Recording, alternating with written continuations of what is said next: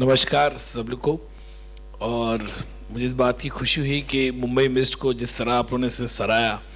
एक पहली बार मैंने 13 पिक्चरें बनाई अब तक, 13 फिल्में, और उसके बाद ये इंटरनेशनल फिल्म फेस्टिवल पे एक 17 मिनट की फिल्म कहना बड़ा मुश्किल होता है। किस तरह की एक रिसर्च की सब्जेक्ट होता है और ये बहुत ही एक अलग टाइप का सब्जेक्ट है। मैंने कभी भी एक बड़ा इमोशनल, बड़ा एक फैमिली वैल्यूज़ को लेके जो आज की महानगर में होता है कि हम अपने वरिष्ठ होते हैं उनको टाइम नहीं दे पाते, उसके ऊपर ये फिल्म बनाई और लोगों ने इतनी सराही। केवल जब इसका प्रीमियर भी चाइना में हुआ, बुसान फिल्म फेस्टिवल में इसका प्रीमियर हुआ, तो बहुत बड़े लेवल पे लोगों ने इसे सराहा, पसंद किया। गोवा की फिल्म फेस्टिवल में भी इसे बहुत ही पसंद की गई थी पिक्चर को।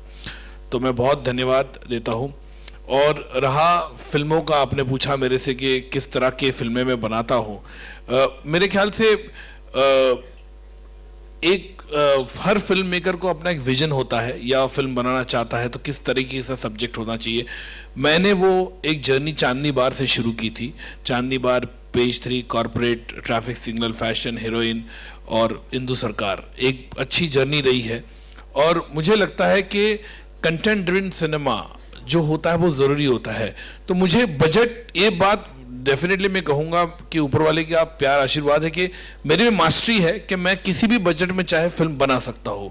कॉन्सेप्ट और कंटेंट पे मैं बहुत ज़्यादा ध्यान देता हूँ। जैसे इंदु सरकार, मेरी पिछली फिल्म जो क्रिटिकल अक्लेम हुई थी, वो भी बहुत ही बजटेड फिल्म में मैंने बनाई, क्योंकि मुझे लगता है कि मेरा खास करके यूएसपी ये है कि फिल्में बजट में बने। और मैं ये नहीं देखता हूँ कि कमर्शियली कितनी चलेगी, नहीं चलेगी या ब्रेक इवन होगा, लेकिन मेरे ख्याल से मैं एज अ स्टोरी टेलर हूँ। मैं फिल्म मेकर से ज़्यादा एक स्टोरी टेलर हूँ। स्टोरी बताना चाहता हूँ अलग अलग विषय पे, अलग अलग टॉपिक पे, जिस पे कई बार विवाद भी होता है, कई बार उस पर निंदा भी करते हैं लोग।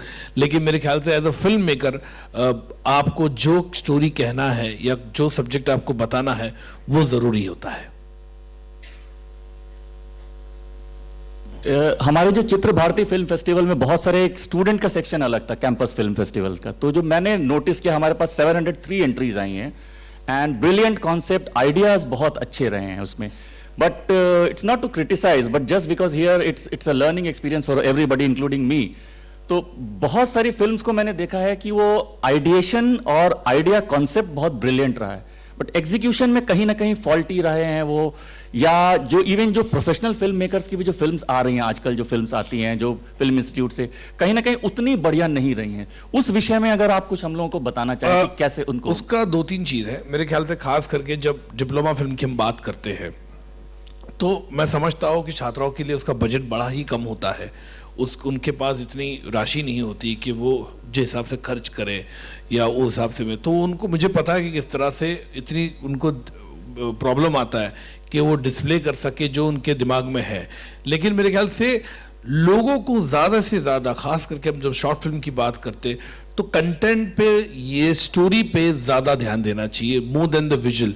क्योंकि क्या होता है कि जो आपको 15 मिनट में, 20 मिनट में आपको स्टोरी कहना है, जिसके अंदर एक बिगिनिंग होगा, मिडल होगा और एक एंड होगा, तो उस पर ध्यान देना बहुत ज़रूरी है। और मैं अप्रिशिएट करता हूँ कि जितने भी छात्रा है, जितनी भी डिप्लोमा फिल्म बनती है या उस पर ध्यान देते, वो एफर्ट वो बहुत ज़रूरी होता है। एक तो मैं कहूँगा क्योंकि वो बनाते हैं तो उनसे एक उनका कॉन्फिडेंस लेवल भी बढ़ता है। ये मत भूलना नहीं चाहिए कि उनका कॉन्फिडेंस लेवल बढ़ता है, उनको एक ऊर्जा मिलती है कि हमने कुछ तो किया।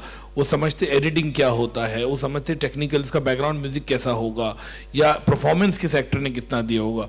तो वो भी ज़रूरी होता है, क्योंकि जिस हिसाब से फैकल्टी होती है, जिस हिसाब से इंस्टीट्यूशन होता है, उस हिसाब से बजट अलॉट होते हैं। ये बहुत ज़रूरी होता है। तो हमें वो भी देखना चाहिए। मुझे पता कितने छात्रा लोग मिलके अपना घर से पैसा डाल के फिल्में बनाते हैं, बड़ी दिक्कत आती है। मुझे मालूम है ना कि इस तरह से जो लोग पैसे डालते हैं अपना बनाते, ताकि वो चाहते कि क्वालिटी ख़राब ना हो, ताकि क्योंकि जब भी ये जाए और पब्लिक डोमेन में दिखाए या फेस्टिवल में दिखाए, या वो किसी फिल्म मेकर को दिखाना चाहते हैं उनके काम के लिए, ताकि उनको फीचर फिल्म मिले, हिंदी जगत में आना चाहते हैं या अपने अपने प्रांत में जाके वहाँ की फिल्में करना चाहते हैं, तो उनके लिए बहुत ही बड़ा एक डिस्प्ले का ये बहुत बड़ा एक यंत्र है। ये स्क्रिप्ट का इसमें कितना योगदान रहता है, कितने लेवल पे, मतलब जो एक बार कहानी लिखी गई, मान लीजिए कोई एक फिल्म मेकर है, वो स्टूडेंट हो या प्रोफेशनली फिल्म बना रहा हो, इवन हिंदी फिल्म इंडस्ट्री की भी बात करें या रीजनल फिल्म इंडस्ट्री की भी अगर हम बात करें, तो स्क्रिप्ट क्या कितने ड्राफ्ट्स बनने चाहिए? क्या उसका कोई सेट रूल होता है या उसको हमेशा वो फ्लक्स में रहता है? सेट्स तक भी मैंने सुना है कि डायलॉग्स चेंज होते रहते हैं। देखिए ऐसा है कि ये जो है ना एक बड़ा ही एक डॉक्ट्राइन है, जैसे एक होता नहीं है, मैं कहूँगा कि ये जो हमेशा भ्रम है लोगों को कि फिल्में बॉन्डेड स्क्रिप्ट है। ज़रूरी नहीं वो बॉन्डेड स्क्रिप्ट बनी है लेकिन वो बॉक्स ऑफिस पे फ्लॉप भी हुई है, ऐसा भी मैं कहूँगा, चली नहीं है। ऐसे फिल्म मेकरों ने, बड़े बड़े फिल्म मेकरों मुझे कहा है कि मैंने 1 साल काम किया वो बॉन्डेड स्क्रिप्ट को लेकर और वो पिक्चर फ्लॉप हो गई, और बाद में मैंने एक ऐसी फिल्म बनाई जो दिन में सोची और 4 दिन में शूटिंग शुरू किया, स्क्रिप्ट भी नहीं थी, बनते चली गई और पिक्चर सुपरहिट हो गई। तो उसका मापदंड नहीं है, उसका डॉक्ट्राइन नहीं है। जो भी इस तरह कहता है कि इस तरह का फिल्म बनेगी और चलेगी, ये बड़ा मुश्किल होता है। तो मेरे हिसाब से मैं इम्प्रोवाइजेशन करता हूँ ऑन द सेट कॉन्सेप्ट को लेकर, लेकिन हाँ मोटा मोटा एक स्क्रिप्ट की जर्नी बना लेता हूँ, पॉइंट 1 से पॉइंट 2, पॉइंट 3 से पॉइंट 4, 5 वो बना लेता हूँ। लेकिन 100% इम्प्रोवाइजेशन होना ही चाहिए। इम्प्रोवाइजेशन होगा अगर आप क्रिएटिव हो। कई बार हमें लगता है कि यार ये कमाल का डायलॉग्स हमने लिखा है, लेकिन जब हम सेट पे शूटिंग करने जाते हैं हमको लगता है यार ये डायलॉग की ज़रूरत ही नहीं है, नहीं चाहिए, इसको हम साइलेंट वे में ट्रीट करेंगे। तो कितने बार हम लोग डायलॉग्स निकाल देते हैं, या कभी कभी उल्टा भी होता है, हमने डायलॉग ही नहीं लिखे और हम लोग को लगता है नहीं यार ये सीन में डायलॉग 2 लाइन तो ज़रूरी बोलना, तो हम ऐड भी करते हैं। तो सबस्ट्रैक्ट ऐड का तो ये होता है ये सिलसिला, और चेंज ओवर होता है। मैं खास करके पेज 3 एक ऐसी फिल्म थी मेरी जो मैंने पूरी पिक्चर को मैं बोलूँगा सेट पे बनाई, मुझे भी पता नहीं था क्या बन रही है बोल के पिक्चर। मैंने मोटा मोटा स्क्रिप्ट आइडिया था, लेकिन मेरे एडिटर थे जो वो बोलते थे यार जब भी रश प्रिंट आता है वो उसमें हमेशा पार्टियां ही पार्टियां दिखा रहा है, तो ये स्टोरी क्या है पिक्चर में, पार्टी की पिक्चर है। तो लेकिन दिमाग में पिक्चर होती है और आप उसके बाद एडिटिंग भी बहुत बड़ा जरिया है आपकी पिक्चर को आकार देने का, वो बहुत ज़रूरी होता है। एडिटिंग पे भी जितनी छात्रा है, यंग स्टूडेंट है, उनको ध्यान देना चाहिए, बिकॉज एडिटिंग पे भी पिक्चर की पूरी इक्वेशन चेंज होती है, कहीं बार होती है। मुझे याद है, और एक मैं एग्जांपल दूंगा, फैशन पिक्चर जब मेरी फर्स्ट कट बना था 3 घंटा 20 मिनट का था, तो मैंने देखा, जब मैं देखा मुझे लगा यार 3 घंटा 20 मिनट मैं नहीं देख पाऊंगा तो पब्लिक कैसे देखेगी पिक्चर ये।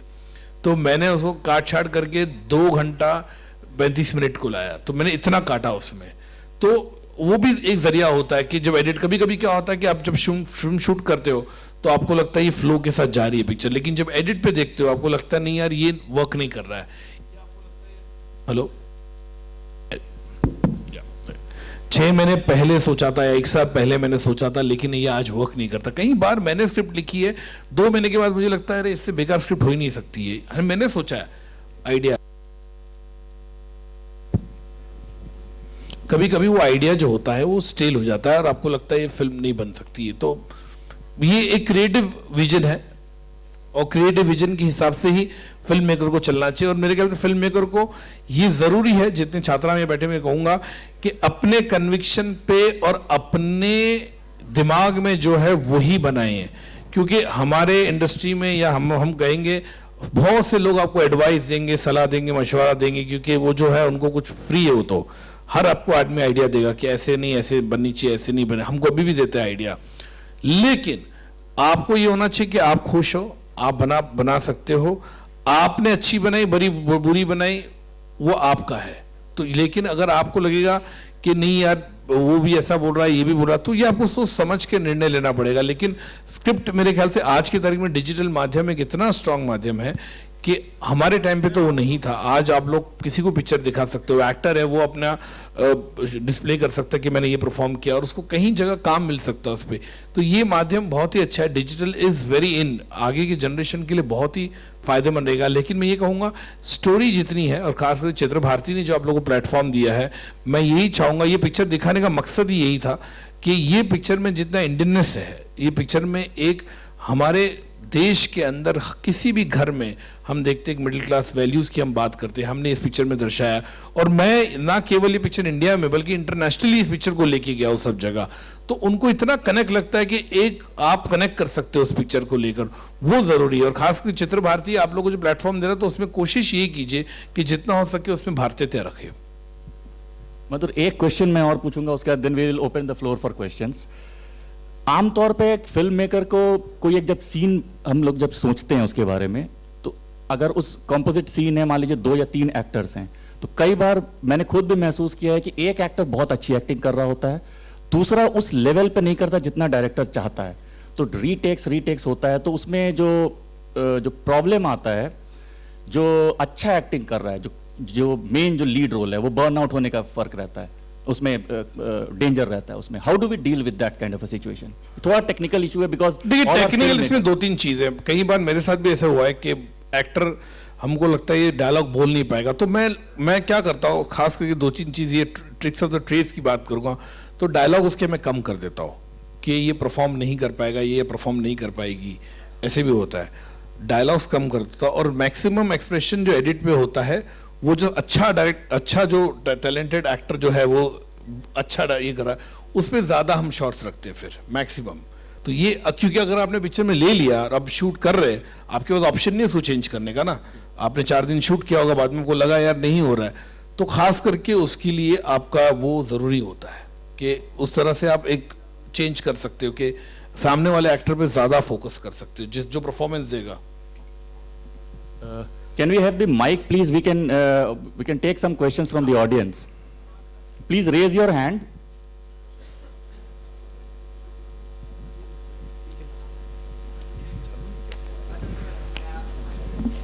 गुड आफ्टरनून सर, मेरा नाम विशाल खोबरागढ़े है, मैं माखनलाल चतुर्वेदी भोपाल से आया हूँ।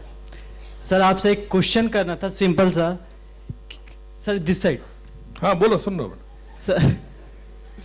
सर कि अगर हम फिल्म बना रहे हैं तो सबसे पहली बात आपकी एक्ट्रेस की आती है, तो एक्ट्रेस किस तरह से चयन कर सकते हैं उसमें? आपकी स्टोरी के हिसाब से आपको लगता है या हमें लगता है कि एक्ट्रेस किस तरह से होनी चाहिए? स्टोरी के हिसाब से पहली बात तो ये है कि आपको जो भी फिल्म बनानी है, पहले तो आप स्टोरी का चयन करोगे कि आपको स्टोरी क्या है, स्टोरी के हिसाब से एक्टर्स आपको लेने पड़ेंगे पिक्चर में। अगर आपने सोचा कि भाई ये सब्जेक्ट है, इस पे मैं बड़ी एक्ट्रेस लूँ, इसमें वो आपका बजट पे भी डिपेंड होता है, आपके डेट्स पे भी डिपेंड होता है कि आपको डेट्स कब मिले।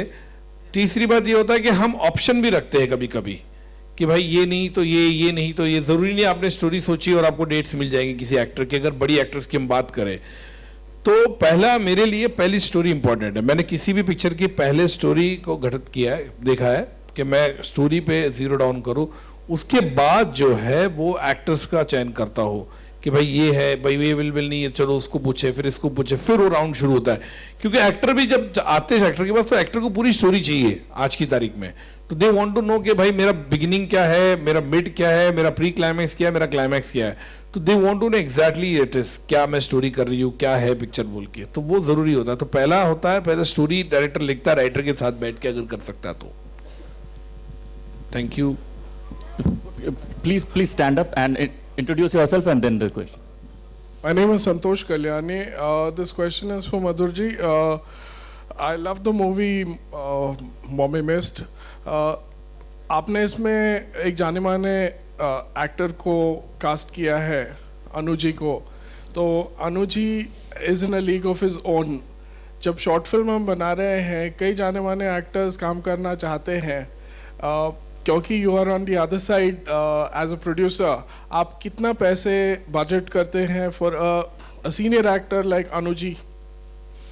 देखिए, मैं तो शॉर्ट फिल्म हूँ या फीचर फिल्म है, मेरी फिल्में बजटेड रहती है।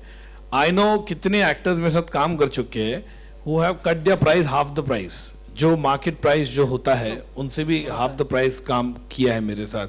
क्योंकि मधुर की सिनेमा का एक ये है कि मधुर की पिक्चर में काम करना है, एक मधुर सोशल रेलिवेंट फिल्में बनाता है, अलग टाइप का फिल्में बनाता है। अब मेरे सबसे best performances of all the actress, अगर तब्बू की हम बात करें, चांदनी बा, रवीना की बात करें, सत्ता, बिपाशा, कॉर्पोरेट, और फैशन में प्रियंका, कंगना, और हीरोइन में करीना कपूर का बेस्ट परफॉर्मेंस रहा है आज तक के करियर के उनके।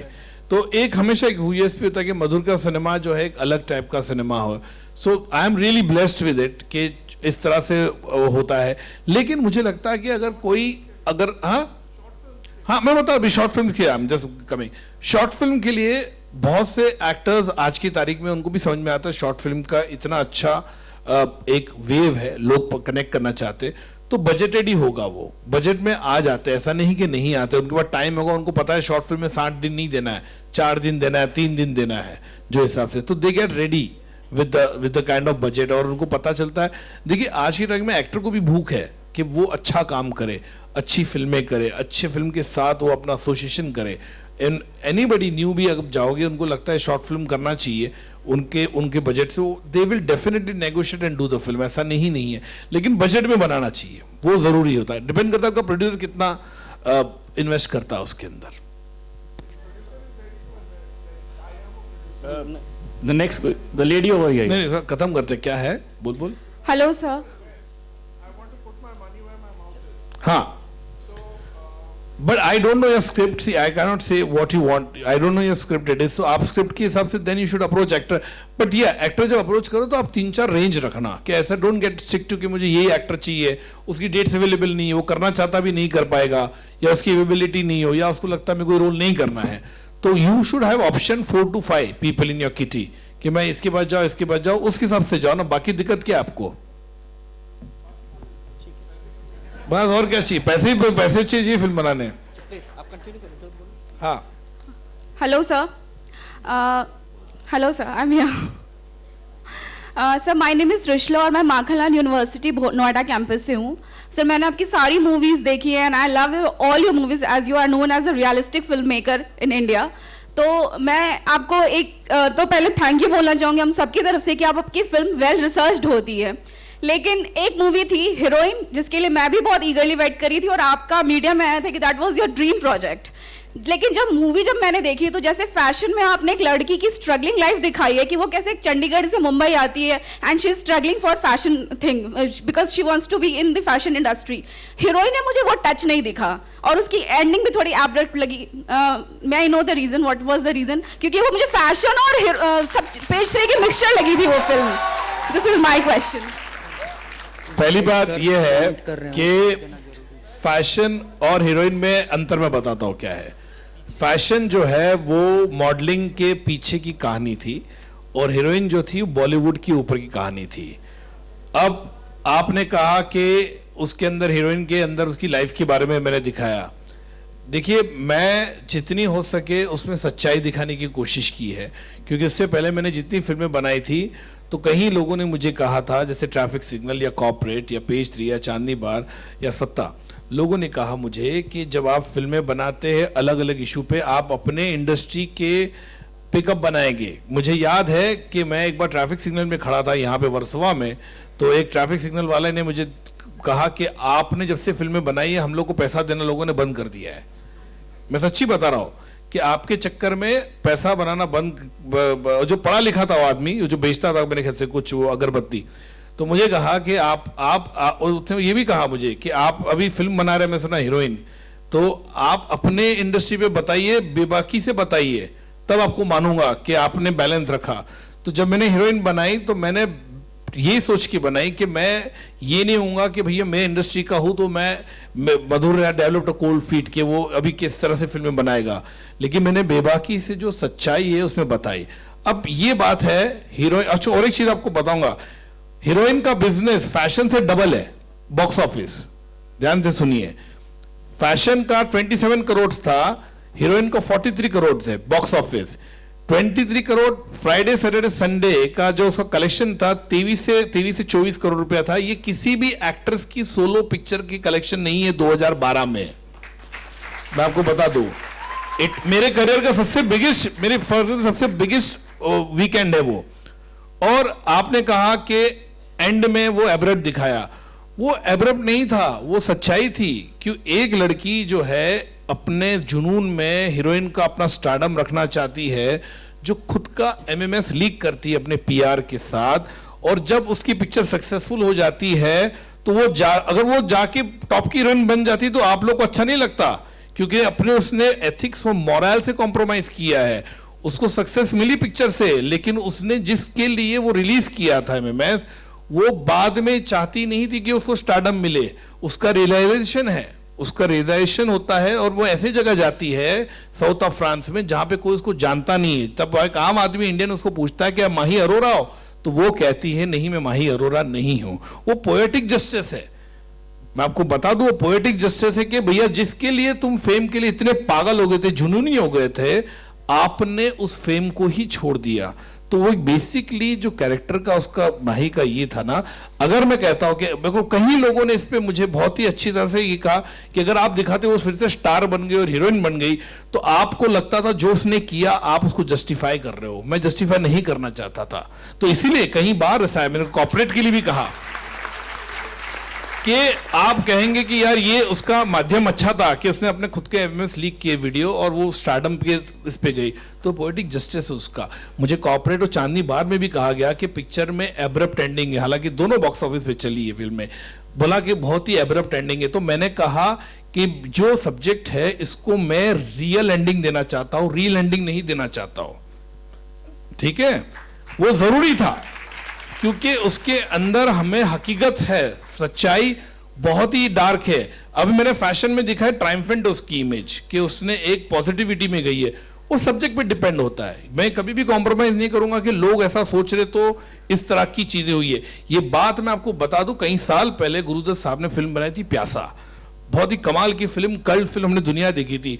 जब पिक्चर का ट्रायल हुआ, डिस्ट्रीब्यूटर्स ने पिक्चर देखा तो उसमें एंड ये था कि गुरुदत्त जो है चले जा रहा है एंड में, वहां से जहां से वो अगर दुनिया मिल जाए तो क्या है, उसके बाद चले जा रहा है। तो डिस्ट्रीब्यूटर ने कहा उसको कि ये बहुत एब्रप्ट एंडिंग है और बहुत ही इसको समझ में नहीं आएगा, बहुत डिप्रेसिंग एंडिंग है, आप पॉजिटिव कीजिए इसको। तो पॉजिटिव में ये दिखा है कि गुरुदत्त जी जा रहे हो, वहीदा रहमान जी उनको मिलती है, धुंध की तरफ हाथ में हाथ डालते हो, चले जाते, वो पॉजिटिव कर दिया उसने पिक्चर को। तो ये इस तरह की चीजें उस तरह डिस्ट्रीब्यूशन भी करते थे उस वक्त पे कि आपने पॉजिटिव दिखाया, आपने एक होप दिखाया उसको, होप की जगह। मैंने यहाँ पे कॉम्प्रोमाइज नहीं किया, मुझे लगा कि ये फिल्म जो है अगर मैं उसको दिखाता माही अरोरा फिर से स्टारबिज में आके नंबर 1 हो गई, तो आपको लगता था यार हीरोइन कितनी चालाक है, ये स्मार्ट लड़की है, अपने एमएमएस लीक करके ये सुपर स्टारडम पे बन गई। जस्टिफाई बिल्कुल नहीं होता, कहीं ना कहीं जाके आपका मॉरल हिलता उसमें। मतलब इसी से रिलेटेड एक चीज मुझे पूछना है, ये फिल्म्स में जनरली जो प्रोड्यूसर या डिस्ट्रीब्यूटर की आपने बात की, वो लोग कितना इम्पैक्ट करते हैं फिल्म्स की एंडिंग्स पे? Because nobody wants to come and cry and listen to the philosophy, ये ऐसा डिस्ट्रीब्यूटर्स बोलते हैं बहुत बारी। तो कितना वो जब आप स्क्रिप्ट करते हैं, जब आप रिसर्च कर रहे होते हो, जैसे आपने हीरोइन की बात की है, इस तरह से बात किया, तो जो भी मूवीज था जैसे पेज 3 भी था, सबकी एंडिंग अगर उस तरह से देखें तो वेल रिसर्च्ड और रियलिस्टिक एंडिंग है। तो as film makers, as budding film makers जो यहाँ पे जितने भी लोग आए हैं, इनको किस तरह से उस पे अपने सब्जेक्ट के ऊपर क्या करना चाहिए, अगर थोड़ा सा आप इनको बताएं। देखिए ऐसा है कि पहला तो आपको देखिए इंडस्ट्री में हर कोई, मैं आपको एक छोटा किस्सा सुनाऊंगा। मेरी पहली पिक्चर थी, जब त्रिशक्ति बनाने से पहले मैं बहुत जगह जाके स्ट्रगल करता था, काम मांगता था, मुझे काम चाहिए, स्क्रिप्ट बनाना है। तो मेरे जो सब्जेक्ट होते थे बड़े मैसेज और बहुत ही सीरियस होते थे, जैसे मेरी फिल्मों में है। तो मैं एक प्रोड्यूसर के पास गया तो उसने मुझे कहा कि ये क्या सब्जेक्ट तुम सुना रहे हो, ये तो बड़ा गंभीर है, बड़ा ही। तो मैंने उनको बोला, दिल से बोला, मतलब मैसेज ओरिएंटेड फिल्म है ये। तो उसने बोला कि मैसेज ओरिएंटेड फिल्म है, आपका मैसेज क्या, बोल दो मैं एसएमएस कर दूंगा लोगों को। उसने ये कहा, बोला कितना, मैंने 1000 रुपये का मैसेज कर दूंगा तो हो गया, मैं 5 करोड़ की फिल्म क्यों बनाऊंगा। तो वो बोलता, बोलो मैसेज कर देता हूँ मैं सब लोगों को, क्या आपका मैसेज है बताए, मैं फिल्म क्यों बनाऊंगा 5 करोड़ की, कि मुझे मैसेज देना है। हमको मैसेज नहीं चाहिए, हमको तो कमर्शियल सिनेमा चाहिए, पूरा कमर्शियल। तो मैंने वो हिसाब से, जैसे बोलते बेगर्स कांट बी चूजर्स, एक कहावत है। तो पहली पिक्चर जो मैंने बनाई त्रिशक्ति, तो मेरे को लोगों ने बोला कम से कम एक पिक्चर के लिए ब्रेक तो मिल गया, तो मतलब चलो at least I will get a break. तो मैंने वो ब्रेक के चक्कर में पिक्चर की, जिसके अंदर मैंने एक्शन भी डाल दिया, कुत्ता डाल दिया, चॉपर डाल दिया, अल्ताफ रजा की कव्वाली डाल दी, सब डाल दी पिक्चर में कि ये कमर्शियल सिनेमा है। लेकिन उस सिनेमा चला नहीं क्योंकि उसके अंदर मैं नहीं था। एज अ फिल्म मेकर का कन्विक्शन होना जरूरी है। तो आप जब भी कोई भी चयन करें सब्जेक्ट का, आपका ये होना चाहिए, आपको प्रोड्यूसर बताएंगे कि ये नहीं, ऐसा चलता, ऐसा नहीं चलता। बिकॉज उनका प्रोड्यूसर का क्या है, भैया हम फिल्में बनाते हैं तो हम मैसेज के लिए फिल्में नहीं बनाते। हम फिल्में बनाते हैं कि हमने पैसा लगाया 100 रुपया, तो हमारे पास आना चाहिए 200 आना चाहिए, 200 नहीं आना चाहिए तो 100 लगाया, कम से कम 100 तो आए, 100 का 10 रुपया नहीं आना चाहिए हमारे पास। तो that is their problem, it is very necessary for them. बोलते हम इन्वेस्ट क्यों करेंगे, हमको कोई शौक नहीं है भाई, किसी ने बंदूक नहीं रखा है कि फिल्म बनाइए आप बोल के। तो आपको वैसे प्रोड्यूसर ढूंढना पड़ेगा जिसका आपका वेवलेंथ है, आपको लगता है कि इसके साथ में फिल्म बना सकता हो, और जितना पैशन कन्विक्शन आप में है उतना ही उनके पास भी होना चाहिए।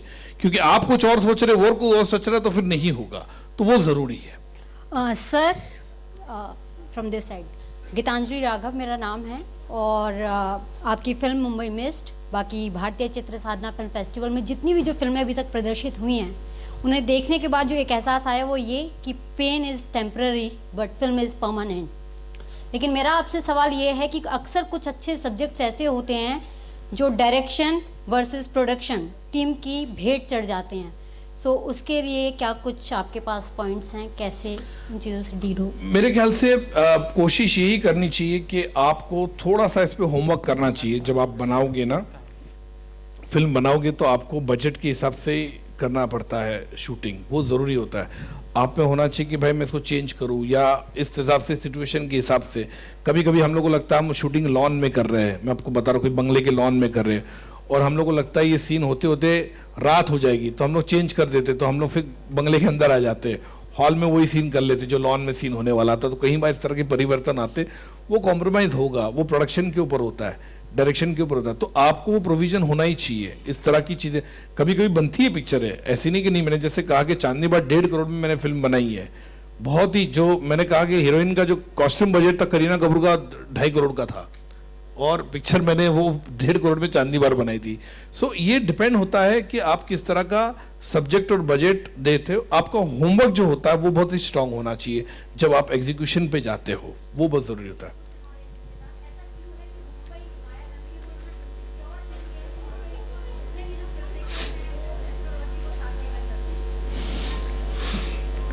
देखिए, वो मुंबई फिल्म इंडस्ट्री में नहीं, ये पूरे जग में है। ये एस्ट्रोलॉजी की बात कर रहे, अलग अलग टाइप के, कोई वुडू बोलेगा, कोई उसको टैरो कार्ड रीडिंग बोलेगा, कोई कुछ बोलेगा, ये सब जगह है। ये ऑब्वियसली हम लोग का, हम हिंदुस्तान में हमेशा ऐसा रहा है कि हम लोग एस्ट्रोलॉजी को रेफर करते, कुंडली दिखाना, ये दिखाना हमेशा रहा है बोल के। ये बल्कि बॉलीवुड में नहीं है, उल्टा बॉलीवुड में कम है, बाकी जगह तो बहुत ज्यादा है। हर क्षेत्र में आपको मिलेंगे, ऐसा नहीं कि बॉलीवुड के बारे में लिखा जाता है, डार्क साइड ऑफ बॉलीवुड। हाँ अरुण जी बोलिए। हाँ मेरा दो सवाल है। दो सवाल से पहले, मेरा नाम प्रशांत है, मैं पटना से हूँ। सुन पा रहे हैं सर? एकदम। हाँ सर, 2 सवाल से पहले मैं आपके प्रति आभार जताना चाहूँगा। हम लोग सिने सोसाइटी आंदोलन 10 साल से चला रहे हैं, और 2 साल पहले हमने बिहार एंड सिनेमा पर एक सोवेनियर पब्लिश किया था, और आपने हमारे एक रिक्वेस्ट पे अपने ऑफिस से शुभकामना संदेश भेजा, उसको हमने प्रकाशित किया। बहुत बहुत आभार सर। हाँ, पहला सवाल ये है कि सर, मैं भी फिल्में बनाता हूँ, बीच बीच में शॉर्ट फिल्में। मेरे साथ समस्या क्या है कि मन में एक आइडिया आया, पेपर पर लिखा, फिल्म बनाया, तीनों अलग अलग हो गए। पहली परेशानी तो ये हो गई। दूसरी समस्या क्या है, मेरे कुछ फ्रेंड्स जो फीचर फिल्में बना रहे हैं 2 घंटे की, इंडिपेंडेंट फिल्म मेकर हैं, तो उनके लिए जो बड़े बैनर की फिल्में हैं वो सुनामी की तरह आती हैं और उस भीड़ में इनकी फिल्में खो जाती हैं, मल्टीप्लेक्सेस में लग नहीं पाते। तो ये 2 सवाल सर है, 2 पर मैं जानना चाहूँगा सर। Thank you sir. देखिए, क्या होता है कि डेफिनेटली ये हमेशा होता है कि छोटी फिल्म आती है तो बड़ी फिल्म के नीचे छोटी फिल्म आती है, तो बड़ी फिल्म का पब्लिसिटी का बजट बड़ा रहता है, और उसमें स्टारकास्ट होते हैं, स्टारकास्ट के लोग ज़्यादा लोग देखने जाते हैं। ये बात हम लोग सब में है, पहले से ही है कि नॉन स्टारकास्ट पिक्चर है यार, इसमें कौन है। मेरे ख्याल से प्रोड्यूसर्स को रुकना चाहिए, जब भी इस तरह की बड़ी फिल्में आती है कोशिश यही करनी चाहिए कि उसके साथ रिलीज़ ना करे। खास करके जब युवा फिल्म मेकर बनाता है या एक बजट ओरिएंटेड फिल्म बनाता है। मल्टीप्लेक्स वाले तो दे आर प्योर बिजनेसमैन, उनका तो ऐसा है कि भैया उनको कोल्ड ड्रिंक उनके बिकने हैं, उनके समोसे बिकने हैं, उनके खाना चाहिए, एसी का उनको रेंट देना है, ये देना, तो they will definitely deal with it कि भैया हमको तो उस काम करना है फटाफट। तो उनके लिए भाई पिक्चर नहीं चल रही, चेंज कर दो। और एक बात बोलूँ मैं आपको, ऐसा नहीं हो आप छोटी फिल्म के साथ करते, बड़ी फिल्म भी अगर नहीं चलती तो उसको उठा के बाजूर कर देते कि चलो नहीं चल रही है पिक्चर, इंग्लिश पिक्चर लगा देते या कुछ और फिल्म लगा देते। तो वो उनका बिजनेस, हम कुछ नहीं कर सकते। हम लोग को यही देखना पड़ेगा, उनकी टाइमिंग के हिसाब से आपको रिलीज करनी पड़ेगी पिक्चर। अरुण जी एक रह गया, वो मैंने जो पहले सवाल किया था कि मन में एक आइडिया आया, फिर उसको पेपर पर लिखा, और 1 लाइन के बाद जो एग्जीक्यूशन जो हाँ, तो क्या चाहिए बोलना, क्या हुआ वो he is trying to ask कि जो इन्होंने जो 1 लाइन बनाया, जो आइडिया आया, उसको एग्जीक्यूट करने जब जाते हैं तो जो आइडिया आता है उनका, जो जैसा उन्होंने कल्पना किया है, फिल्म वैसी बन के नहीं है, उस कल्पना को वो पर्दे पे नहीं उतार पाते। यही आप पूछना चाह रहे हैं? पर ये डिपेंड आपका विजन क्या है, आप क्या बनाना चाहते हो। ऐसे नहीं होता। मेरे को तो मुझे ऐसा लगता है, मैं कॉन्सेप्ट, मेरा तरीका, हर फिल्म मेकर का अलग अलग स्टाइल होता है फिल्म का में काम करने का, या उसको एग्जीक्यूट करने का। मेरे हिसाब से मैं कॉन्सेप्ट पे काम करता हूँ पर्सनली, और अगर आपको खुद को देखना पड़ेगा, अगर उसमें लगता है कि आप एग्जीक्यूशन में क्या है या प्रोडक्शन में कमी है, कैमरा अच्छा नहीं है, एडिट अच्छा नहीं हुआ है, तो 3-4 एस्पेक्ट वो अगर आपकी मैं फिल्में देखूंगा तो मेरे को समझ में आएगा इसमें क्या कमी है। परफॉर्मेंस, एक्टर परफॉर्मेंस नहीं दे पा रहे, ये भी होता है। अगर अच्छे एक्टर को डाल दो, पीछे बैकग्राउंड कैसा भी हो तो वो होल्ड करता है कि एक्टर इतना अच्छा है कि एक्टर को देख रहा है, पीछे नहीं देख रहे क्या है बोल के, वो भी है। अच्छा कैमरामैन होता है तो डेफिनेटली आपको और अच्छा लगता है कि वाह क्या छोटी छोटी चीज़ की डिटेलिंग है। तो ये बहुत डिपेंड करता है कि क्या कहना चाहते हो, तो आपको हर डिपार्टमेंट में देखना पड़ेगा। फिल्म एक ऐसा है, बैकग्राउंड हुआ, एक्टर हुआ, बैकग्राउंड स्कोर भी बहुत इंपॉर्टेंट रोल प्ले करता है उस सीन को इन्हांस करने के लिए। मेरा एक छोटा सा प्रश्न है आपसे, आप रिसर्च का पैटर्न क्या अपनाते हैं? क्योंकि सोशल थीम्स, सोशल मैसेज के साथ आपकी मूवीज़ होती हैं, तो रिसर्च का पैटर्न आप क्या अपनाते हैं? क्या उस जगह को जाकर जीते हैं, पहले समझते हैं, तब उस कैरेक्टर का विजुअलाइजेशन करते हैं, फिर स्टोरी लिखवाते हैं? क्योंकि ऐसा बहुत कम नज़र आता है फिल्मों में, खासकर कमर्शियल सिनेमा में। नहीं, मैं डेफिनेटली रिसर्च करता हूँ, मैं जाता हूँ वहाँ पे, हर जगह पे जितने भी मैंने फिल्में बनाई हैं वहाँ पे जाता हूँ, चाहे वो चांदनी बार हुआ हो, कॉर्पोरेट वर्ल्ड हुआ हो, पेज 3 में इतनी पार्टियों में जा के मैं परेशान हो गया हूँ, और फिर ट्रैफिक सिग्नल पे हम बात करें, हर पिक्चर की बात कर रहा हूँ। तो हमने जाके वहाँ पे रिसर्च किया, बैठे, इंटरेक्शन किया लोगों से, बातचीत की, उनकी भावचाल, उनका स्टाइल, उनका छोटे छोटे इवेंट्स, हर चीज़ देखे। जैसे हम अभी मैंने हिंदू सरकार बनाई, तो इसके अंदर मैं नेहरू मेमोरियल में इधर दिल्ली में आया था, मैं पूरा वहाँ पे 1.5 महीने बैठा था मेरे राइटर के साथ। हमने छोटे से छोटी चीज़ें निकाली वहाँ से, उस वक्त पे क्या क्या आए थे, बुक्स हमने पढ़े, जितने भी बुक्स थे वो पढ़े, बुक को लेके हमने फिर क्या क्या किया। फिर हम लोग बहुत लोगों से मिले उस वक्त पे, जो इमरजेंसी के दौरान क्या क्या हुआ था, किससे, राय बहादुर जी से हम लोग मिले, कई लोगों से हम लोगों ने इंटरेक्शन किया वहाँ पे उस वक्त पे, कुलदीप नैयर साहब से मिले हम लोग, कितने लोगों से मिले, कुमी कपूर जी से मिले। तो बहुत अच्छा लगता है कि उनसे रिसर्च करके फिर मैं यहाँ पे वो अपना तुर्कमान गेट है, तुर्कमान गेट में गया, वहाँ पे पूरा देखा, वहाँ के लोगों से मिला, वहाँ के बुजुर्ग से मिला जिन्होंने उस वक्त पे देखा, तो उसी हिसाब से उसको सेट किया, उसी तरह से उसकी डिटेलिंग। फिर मैंने यहाँ पे चांदनी चौक पुराने से हमने जाके पुराने सामान लाए 1975 के, बड़ा डिफिकल्ट हुआ ये सब चीज़ को लाने के लिए, रिकॉर्ड हो, फ़ोन हो, टाइपराइटर्स हो, इस तरह की चीज़ें जो है। तो रिसर्च करने बिना होता नहीं, तो ताकि आपको तो मेरा ऐसा है कि मैं खुद जाना मैं ज़्यादा प्रेफर करता हूँ कि जाके मैं देखूँ, तो मुझे शायद मैं जो आंख देखूंगा वो डिटेल मेरा असिस्टेंट नहीं देखेगा या कैमरामैन नहीं देखेगा, मुझे पता है भाई इसमें पीछे वो चाहिए या इस तरह की चीज़ें होती, वो ज़रूरी है। तो I always live that thing, नहीं तो नहीं बन पाएगी पिक्चर। नमस्कार भाई साहब, मैं योगेश अग्रवाल हूँ, छत्तीसगढ़ से हूँ। इधर हूँ भाई साहब। हाँ योगेश भाई। फिल्म मेकर हूँ मैं, बड़ी फिल्में भी बनाता हूँ, शॉर्ट फिल्में भी बनाता हूँ, एक्टर भी हूँ। हम लोगों ने 2-3 फिल्में बनाई हैं, बॉम्बे में जाके बनाई भी और छत्तीसगढ़ में बनाई हैं। उनका बजट 2 करोड़ 2.5 करोड़ तक का बजट था। उसमें कोई नॉन एक्टर नहीं है जिनका बॉलीवुड या बम्बई में नाम हो, लेकिन एक्टर है उसमें। उस फिल्म को डिस्ट्रीब्यूटर ले ही नहीं रहे हैं, कह रहे हैं कि आपकी फिल्म में कोई नॉन एक्टर नहीं है, ये फिल्म नहीं चलेगी, या आपकी पिक्चर को आप रख दो। तो 2-2 2.5 करोड़ हम लोग के लग चुके हैं। ऐसे हमने 4-5 फिल्में बनाई हैं और अच्छे भारत के अच्छे एक्टर को लिया, लेकिन उनका नाम नहीं है। अब हम ऐसे में क्या करें, हम कहाँ जाएं, उन फिल्मों को कहाँ दिखा पाएं, क्योंकि हमारे पैसे उसमें फंस गए हैं और हम अपनी बात भी नहीं बता पा रहे हैं।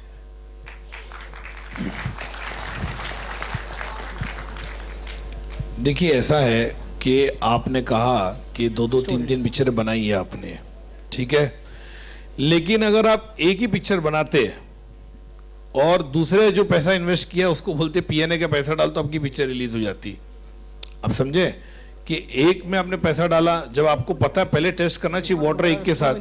आज की तारीख में फिल्म बनाना बने, आपके पास फिल्म में 2-2.5 करोड़ डाला, आपके पास 2-2.5 करोड़ होना चाहिए पीएनए के लिए, आपको डिस्ट्रीब्यूटर नहीं मिलेगा। न्यू कमर के लिए ये बात प्रॉब्लम है हमारे देश में कि आपको डिस्ट्रीब्यूटर नहीं मिलेगा, आपको खुद को रिलीज करनी पड़ेगी। लेकिन अगर आपके पास कोई दूसरा प्रोड्यूसर होता है, एक पार्टनर ने इन्वेस्ट किया, दूसरा पार्टनर ने 2.5 करोड़ और डाला, तो 5 करोड़ में आपकी पिक्चर रिलीज होती थी।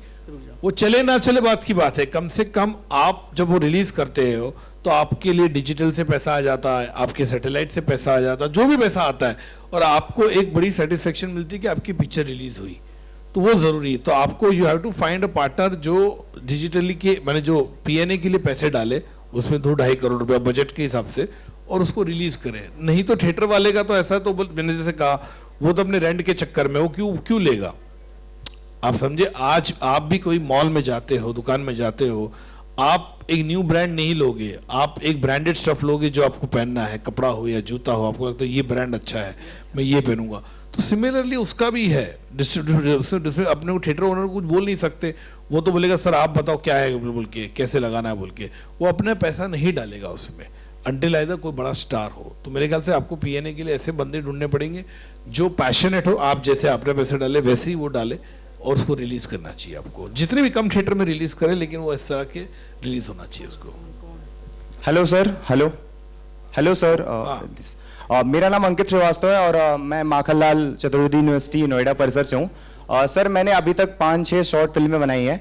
मेरा सर सवाल जो आपसे ये है कि यहाँ बैठे जितने भी फिल्म मेकर्स हैं जो अभी स्ट्रगल कर रहे हैं, वो जहाँ तक मुझे लगता है कि सभी लोग के पास कुछ ना कुछ इतने अच्छे कॉन्सेप्ट हैं कि उन्हें जब हम देखते हैं तो लगता है कि बॉलीवुड में भी ऐसी फिल्में नहीं बन सकती। मतलब आज की जो युवा है वो इतनी अच्छी अच्छी फिल्में बना रही है, लेकिन सर वो उसे कहीं एक्सपोज नहीं कर पा रहे, कहीं दिखा नहीं पा रहे लोगों को। तो नई युवा पीढ़ी के लिए जो इतने अच्छे फिल्म मेकर्स हमारे तैयार हो रहे हैं, उनके लिए क्या एक्सपोजर है, वो कहाँ जाएं, किसके पास जाएं कि उन्हें एक अच्छा प्लेटफॉर्म मिल सके।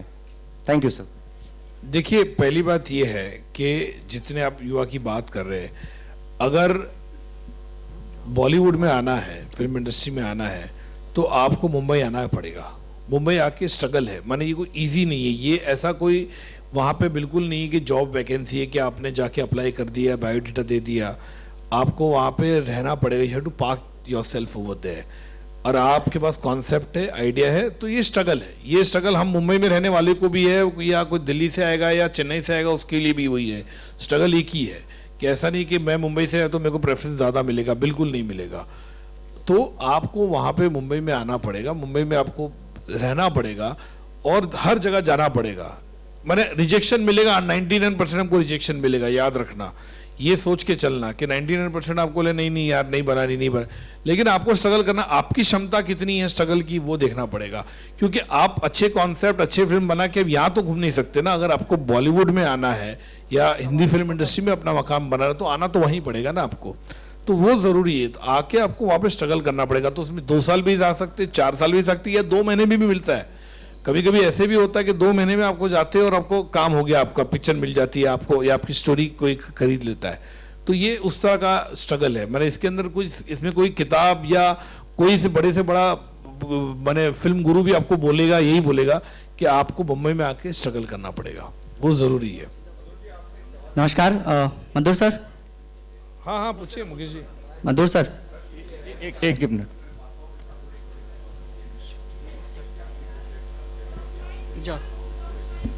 माइक दे रहा हूँ, 1 मिनट प्लीज।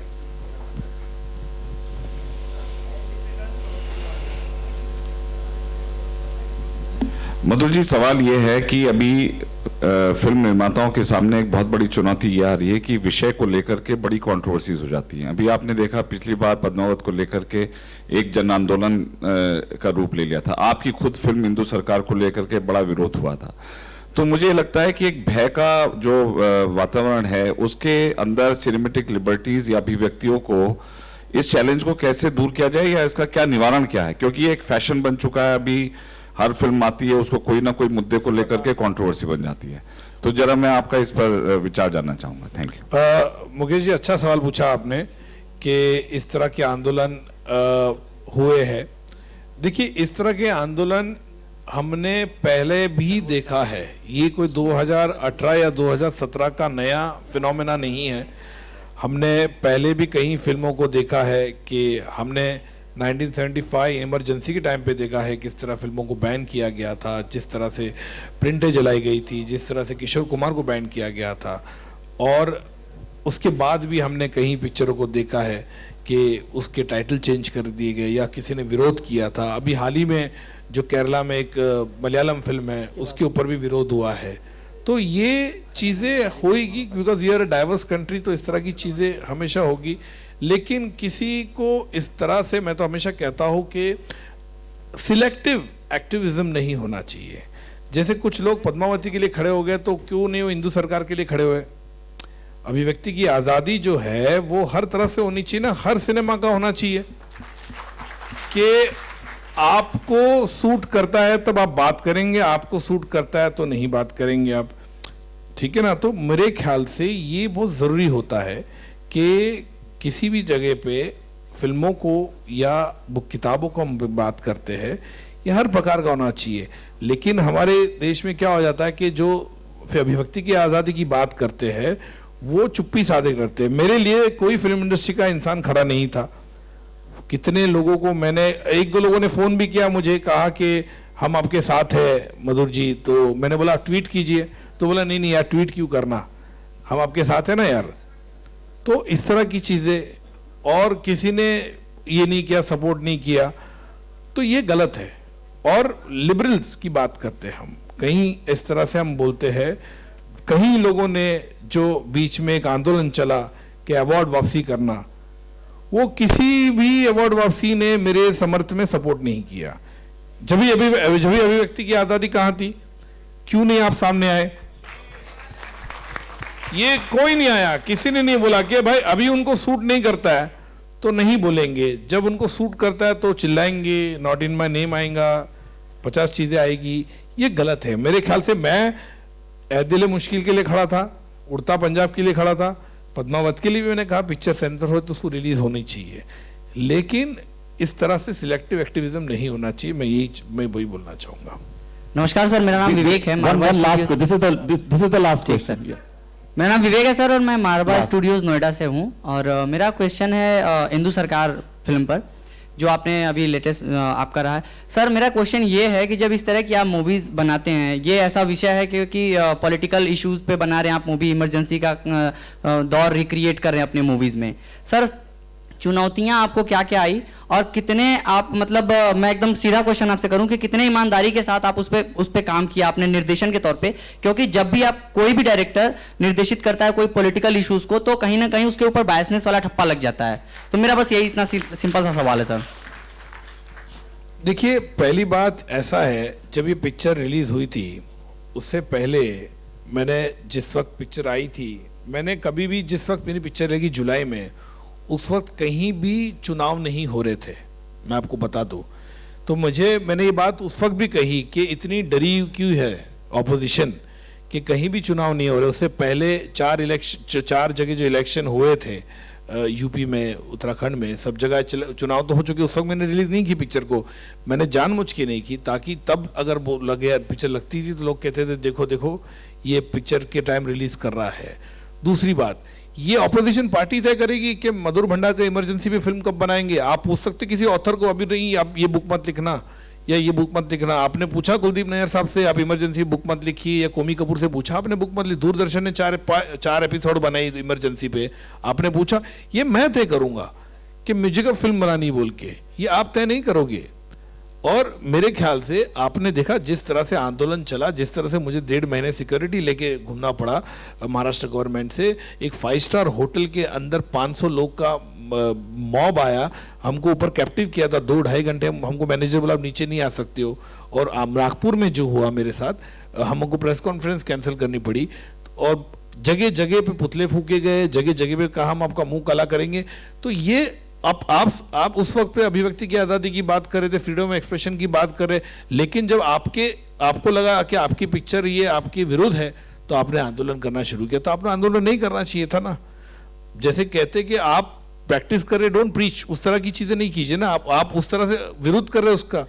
और तीसरी बात यह है कि मैंने जितनी फिल्में जो बनाई है, जो हकीकत बताई है, मैंने हकीकत ये बताई है जो पब्लिक डोमेन में है, जिसके अंदर किताबों में लिखा है, जो शाह कमीशन में है, जो शाह कमीशन गठित हुआ था पोस्ट इमरजेंसी की बात कर रहे हैं, तो वो हर चीज़ उसमें है। तो मैंने कभी भी ये नहीं कि हाँ ये बात है, फिर मेरे को सेंसर से लड़ना पड़ा, सेंसर मुझे नाम चेंज करने पड़े पिक्चर में। मुझे यहाँ तक भी कहा है कि जब हमारी सरकार आएंगी तो हम आपको देख लेंगे बोल के, ये भी कहा है। मैं आपको बता दूँ कि हम आपको देख लेंगे, आपने अभी फिल्म बनाई बोल के इमरजेंसी की, हमारी छवि धूमिल की आपने बोल के। तो मेरे ख्याल से ये हम इमरजेंसी फिल्म क्यों नहीं बना सकते? फॉरेन के अंदर हम देखते हैं हॉलोकास्ट पे फिल्म बनती है, सिविल राइट्स पे फिल्म बनती है, कोई भी सरकार हो, आए या ना आए, लेकिन आप उसका विरोध करोगे। सेम टाइम मुझे लगता है इमरजेंसी बहुत ज़रूरी था ये आज की युवा पीढ़ी को बोलना कि उस वक्त क्या हुआ था, 42 ईयर्स बैक क्या हुआ था, ज़रूरी था। मुझे इस बात की खुशी हुई कि ये फिल्म सराही गई, लोगों ने पसंद की। बॉक्स ऑफिस कितना कलेक्शन होता है उसके ऊपर पिक्चर है ही नहीं, ये बजटेड फिल्म है, लेकिन ये फिल्म मैंने पोस्टेरिटी के लिए बनाई है। 25 साल के बाद भी आप गूगल करोगे इमरजेंसी तो इंदु सरकार आएगा वहां पे लिंक, तो आप देखोगे उसको।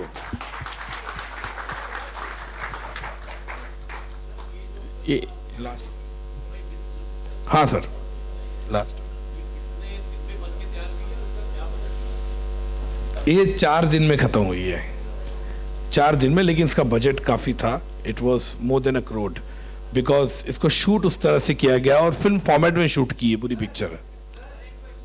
पिक्चर फिल्म फॉर्मेट में शूट की है और आउटडोर में शूट की है।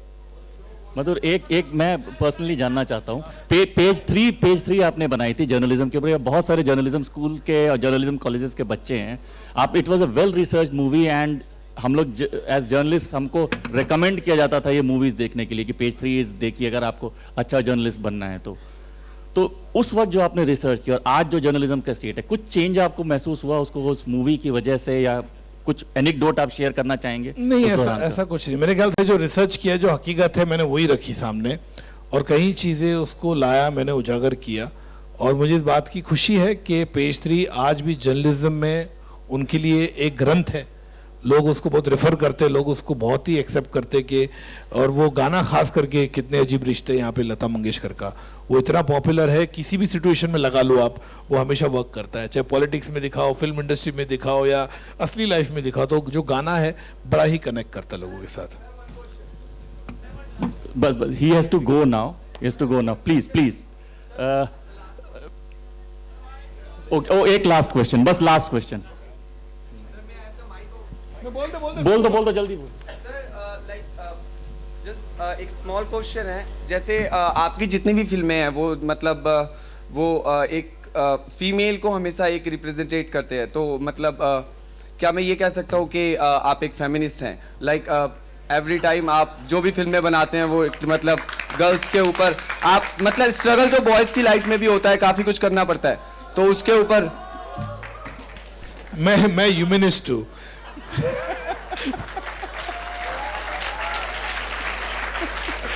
मुझे लगता है कि इंसान को जो है, मैंने ऐसा कुछ नहीं है मुझे ख्याल से, बिकॉज हमेशा ये कॉम्प्लीमेंट दिया जाता है कि Madhur Bhandarkar is basically flag bearer of women centric cinema. Chandni bar से जो दौर शुरू हुआ था, मुझे इस बात की खुशी कि कई फिल्म मेकर ने भी शुरू किया है वुमेन सेंट्रिक फिल्म बनाना, लेकिन इस बात की खुशी होती है कि मुझे लगता है कि हमारे देश में, हमारे सोसाइटी में कई ऐसा सब्जेक्ट इशू है जो महिला प्रधान होने चाहिए, उनके पॉइंट ऑफ व्यू से होने चाहिए।